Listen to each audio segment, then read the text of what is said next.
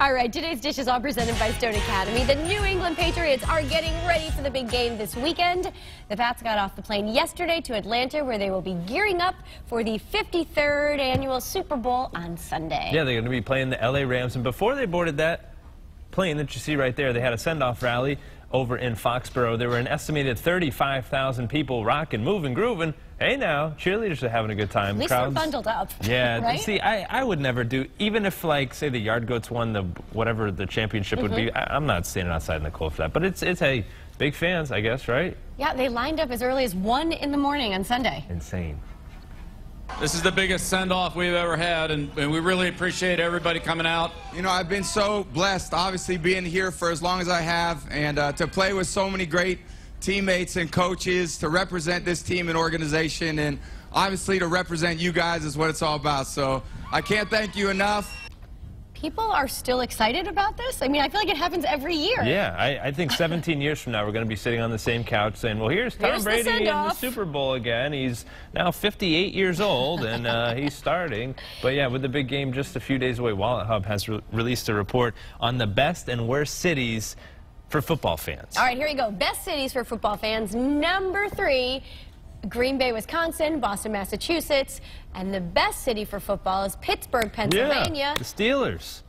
236? That's where New Britain, Connecticut came in? Is that one of the worst? That's the highest ranked. That is the worst city for football. Boom, right New here. Britain. Hard hitting.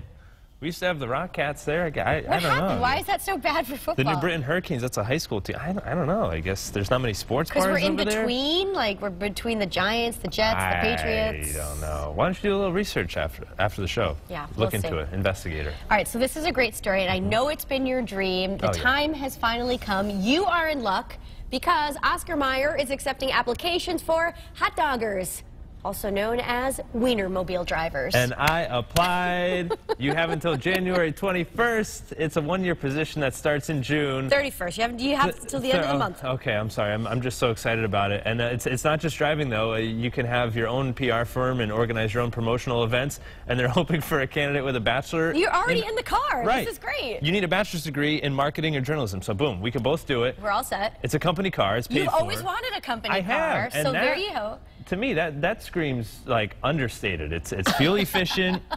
It'll look great going down 91. You have to drive all over the country in the Wienermobile. I'm down. Let's take this show on the road. Let's CT style in the Wienermobile. Let's do it. Tom, what do you think? Are you a fan? He's a fan. All right.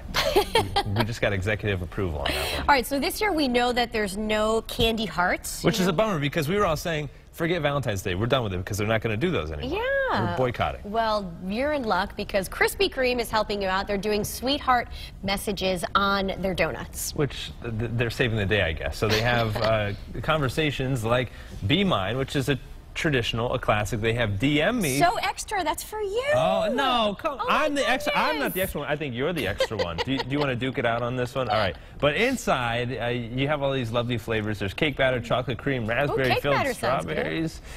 Now, where is the closest Krispy Kreme? I think just Mohegan Sun around here in Connecticut. Yeah. That's all you got around here. Because they used to have the one in Newington. And that's gone. And that's gone. Huh. So there you go. Well, get your box there. Have fun with that one, I guess. All right, let's talk about the movies this past weekend. I know our buddy Vinny Penn on Friday was talking about at the movies, but this weekend, Glass wowed at the box office. They came in at #1. The Thriller stayed on top. It's a sequel to one of Teresa's favorite films, Unbreakable and Split. It's quite the thriller, and it had an estimated ticket sales of $19 million. All right, The Upside, starring Kevin Hart and Bryan Cranston, clinched the #2 spot for the second week in a row with $12.2 billion. And then Aquaman took the #3 spot, which estimated a little over $7 million. Have you seen Aquaman yet? No. You have to. I don't get the chance to go to movies too often. I mean, look, even if you're not a big superhero fan, I think you would like the movie. Can I watch it on my TV yet? No, you have to get your butt in the car, go to the movie theater, buy a ticket, and sit there and watch it. It's terrific, though. It's worth it. I mean, Jason Momoa is in it. He's like a Adonis-like figure. He's a handsome fella. I'm not saying I have a guy crush on him, but he's a handsome dude. You know what I'm saying? I think you would appreciate it. Just saying. Now let's turn the light on Hollywood. Last night, the SAG Awards, where the actors really recognize each other. I know Black Panther was one of the biggest films, one of the biggest winners. Yeah, it's kind of like a precursor to the Oscars, right? Here's a recap. ABC's Chris Connolly has the details.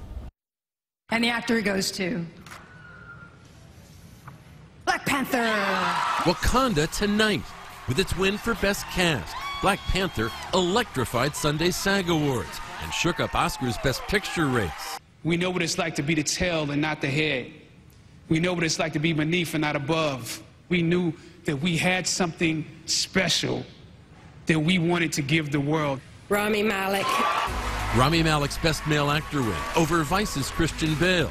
Another surprise with Academy Award implications. I have anecdotes about what it is to be an actor and delivering pizzas and stuff like that, but I will spare you. Green Book's Mahershala Ali solidified his hold on supporting actor with a SAG win. You have said in the past that when you come to these, you're steeling yourself not to win.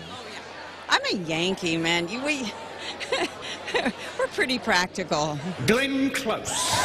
So Glenn Close was practically overjoyed by her Best Female Actor win for The Wife, acknowledging actors who cope with showbiz's ups and downs.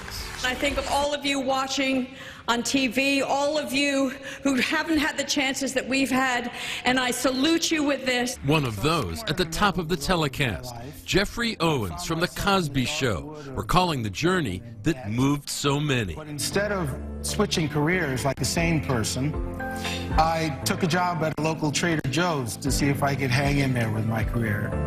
And it's actually worked out pretty well. I'm Jeffrey Owens, and I am an actor.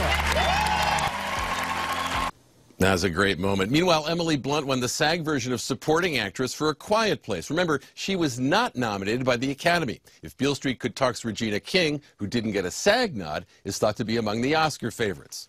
Chris Conley, ABC News here in Los Angeles.